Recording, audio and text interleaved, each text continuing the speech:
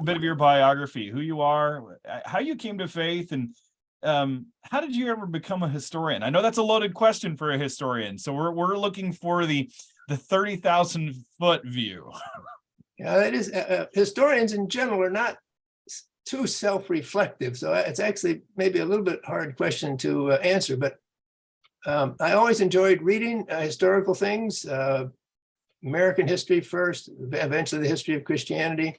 I was an English major in college, did a master's degree in comparative literature, but then decided for intellectual reasons, but then also spiritual reasons, after college, after graduating from Wheaton College,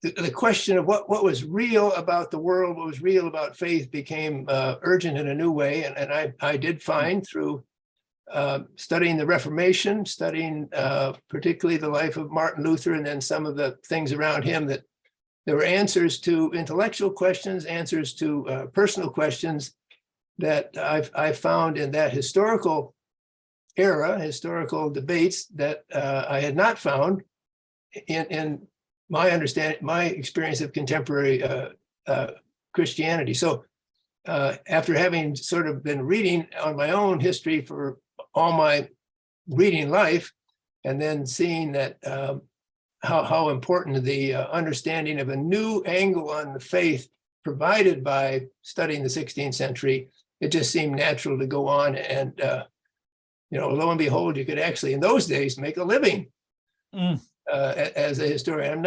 Things are really rough now for people who are trying to study history, and they weren't great when I studied it, went to graduate school, but at least you could get a job.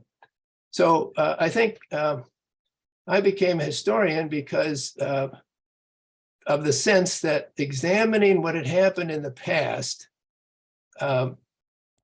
gave me real insight into the nature of humankind, the nature of human cultures, the possibilities of Christian faith.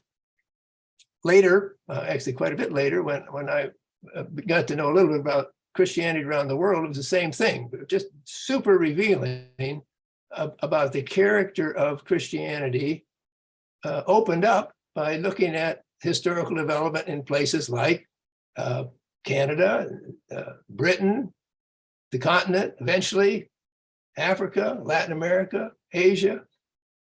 So once sort of dipping my toe into the historical stream, it just seemed like I needed to go deeper and take a bath and just stay there. So I'm not sure that's exactly right, because I just don't spend a lot of time thinking about why I'm interested in what I'm interested in.